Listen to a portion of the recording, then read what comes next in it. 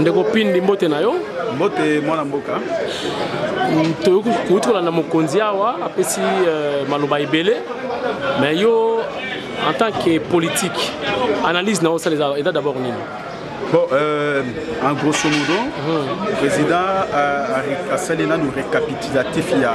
voyage naïe na Katanga, afro to vivaki parce que to zalaki na délégation wana ya Mibale a présenté Baba Kyungu pour la symbole de résistance il y a combat na kati ya province ya Katanga et puis il y a Misatu a pesi pour envisager par action pour mettre hors d'état de nuire régime finissant il y a M. Kabila na suite donc on a vu ce quelqu'un intériorisé et puis te mettre en exécution pour les alliés programme chef de ça donc en grosso modo et là pour y aller comme ça parce que bon moi ni bino moko voir ceci là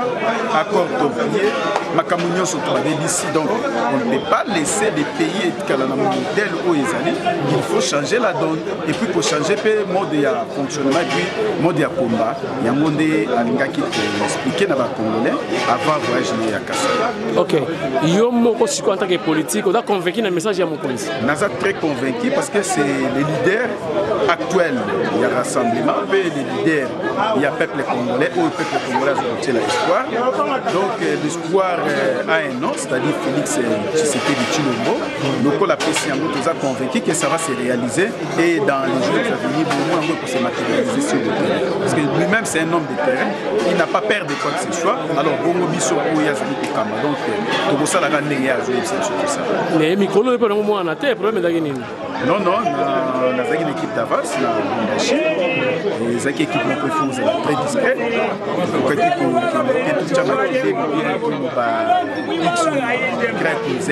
Donc c'est calmement faire le travail, vous avez vu, quels que soient les actes qu'il y a régime en place, mais nous avons été au c'était ça. Alors, dans le monde entier, pesa son. On va les rappeler wana ba yoka son parce qu'on a style obeta wana. Pesa son. On va son ezali kakake. Ba congolais ni on surtout basé ko landa na mokili. Et si kayo zali, linga osala quelque chose pour libérer le Congolais. Après Abdel Salamaka en 1997, to comme en 2017, donc c'est-à-dire fini le 20 ans il y a régime Abdel na Rwandais oyo ba accompagner Kayo. Parce que Abdel Tango Kotaki, il y avait des Rwandais, il y avait des Ougandais, il y avait des Érythréens, il y avait des Burundais. Mais le loyo est une nation où il continue à assujettir les Congolais et le Rwanda. Dit le loyo, ils ont toujours une influence dans la Katambo Kanabiso. Donc il faut tout ça en sorte que tout mettre hors d'état de nuire. Il y a un régime finissant Oyo Ndeko Kabila Alekina pour appauvrir le peuple,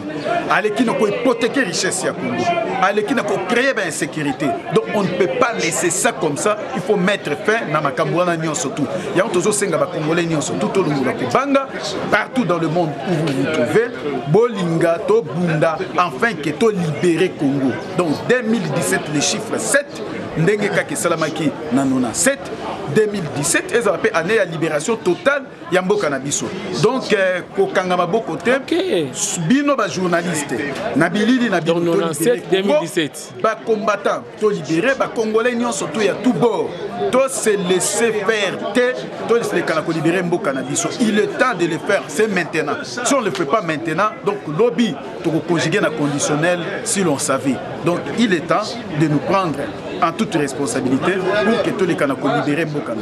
Ndeko Pindi, sikoyo lisanga auto sangani awa. C'est-à-dire rassemblement, d'abord opposition, tout ce message à Jean-Pierre Bemba, tout le monde le qui tout bunda ensemble pour mettre le Congo hors d'état de nuire. Bien dit. Et après cela, et qu'on l'appelle comme mécanaté, c'est quoi que non, on a ça qui boye, on a ça qui boye, on a monté entre bisous. Pour ligne de sincérité. Problème est Zani. Bah, Colombie ça va bien. Okay. Mais mise en pratique, et l'eau que ça va moutouya. Tout à fait. Mise en pratique. Tolobi bien. Ah non, to sangana oui. mais tant que comme tokende ko signer arrangement particulier batu misu pe bakei boyebi bien que accord wana ba torpiller yango bino bokei et puis bo signer tant bokei bo obtenir gain de cause te bozongeli batu oyo ba signer kité bo batikala ki non to sangana ensemble mais si manango boko benga susu kabila na téléphone bo bandi ko solo la 3h 4h du temps bozui batu na bino botindi na ba gouvernement bakei ba bini donc il faut toyeba dans l'entretemps il faut oui Jean-Pierre Bemba lobi ka teto sangana pona kabila nini makambo ezo le kalelo na ville ya Kinshasa boyeba ke na assemblée provinciale la ville ya Kinshasa MLC est en majorité donc ce qui est qui muta sali 10 ans à la tête du pays donc c'est soutenu par les MLC parce que ce qui les MLC balinga quitté na ba mesure nyon surtout bazwa ya ko restreindre liberté d'expression ya combat MLC azali faire partir nango parce que ce qui ba boya ki yango bango ba azali majoritaire na assemblée provinciale balinga ba kwesa André Kimbuta mais ba weli si ko kwesa nani Messé Ntingi qui ne gère pas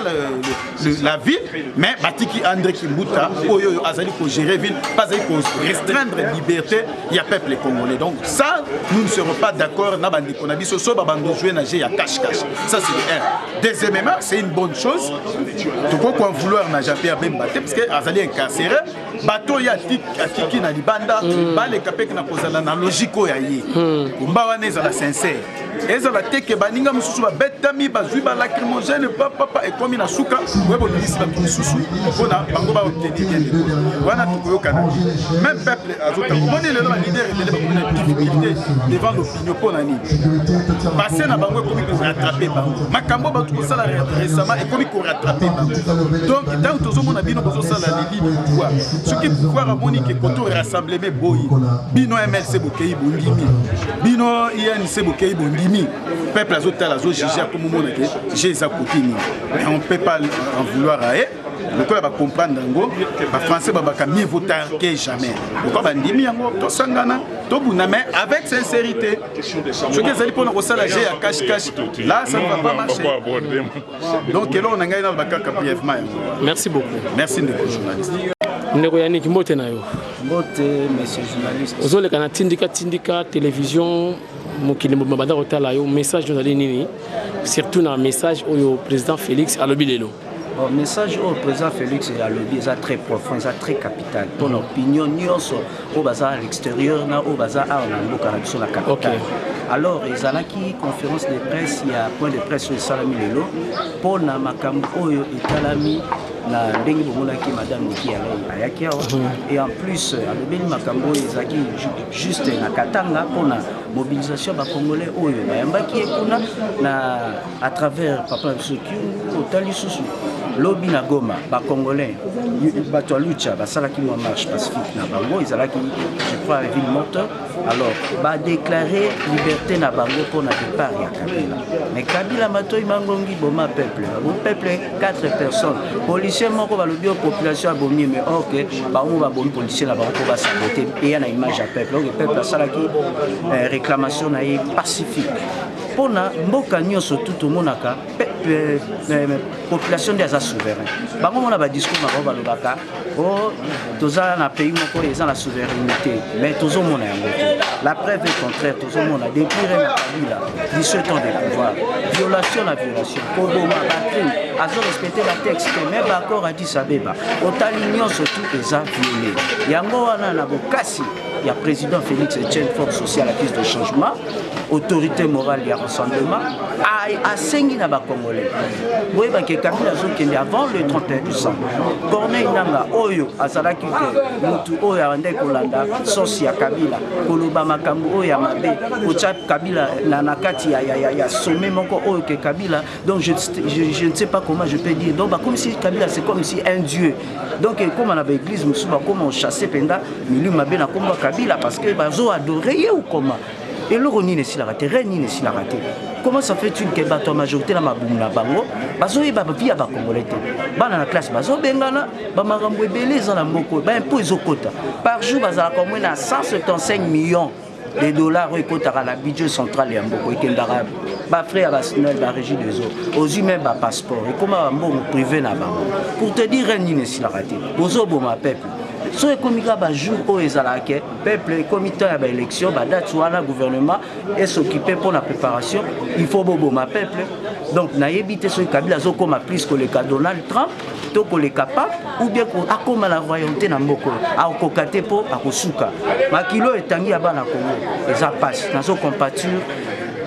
ezanga kuna ko ba mes condoléances te ponga nem na kufeli de konanga en tout cas nazo partager na bandeko biologique na Goma o ba kufeli et biso pe tozana bango à cœur to ko lembate Kabila aussi ça va touter na mokilo alors si ça va congolais parce que dans les 5 continents ba congolais va ça partout et loko moko to ya ko sala la preuve contraire président la biso rassemblement alobi ni crainte ko zala nae devant Kabila parce que aza bien formé linga za Félix aza mon commandant parce que ba makam nyonso o ya aboutir biso tie communiqué à l'aya awa aya kapamba te soko moni États-Unis batindi envoyer na bango c'est que trop c'est trop parce que ceux qui pays ils ont respecté ba texte en Afrique ba koki koyate donc niki ale yaki pour répondre que il faut quitter pouvoir ngala landaki yango na voix ya États-Unis parce que awa to basola ki a huis clos ba détail et bimil bongo parce que oyebi bino ba presse ba image musu ba boya ka kolobe la vérité mais pour te dire vraie vérité niki ale era koma ki samedi na 12h na kati États-Unis avec presse et juillet à lobby à outil que la Kabila papier à lettre et démission et préavis il faut acquitter alors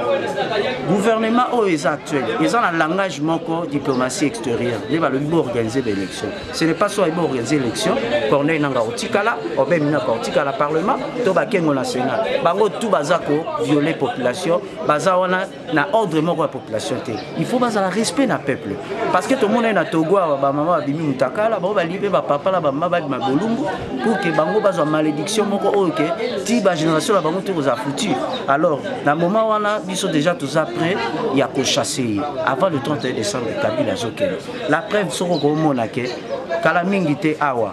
tozokoma na mois de novembre aza invité dans ce pays le 2 novembre parce que rakendaki aux États-Unis azalaki na invitation ba pesi ya première audience na madame Fatou aza dans ce pays pour que